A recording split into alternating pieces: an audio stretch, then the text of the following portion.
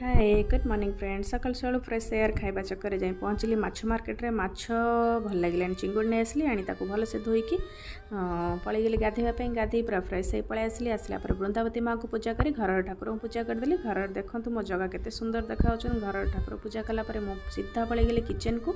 Kitchen जाइए मु भात बसईदेली आलू भी सीझापी भात में पकईदेली कारण तरकारी मत सीझा आलू दरकार था।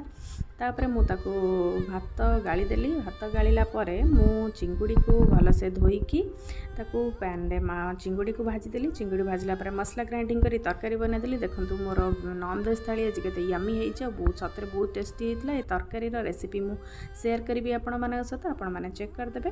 तापर लंच कलापर टिके रेस्ट नहीं कि उठी मोर क्रकरी यूनिटा था मुझे भलसे झाड़ाझाड़ी कर सफा करदेली। तापर राति हजबैंड वाइफ मिसिकी रोसे कलु मु बसिकी रुटी करुली। हजबैंड बस आलू भजा बाजिले। मोर चैनल जो नुआ अच्छा काइंडली सब्सक्राइब करदे। बाय।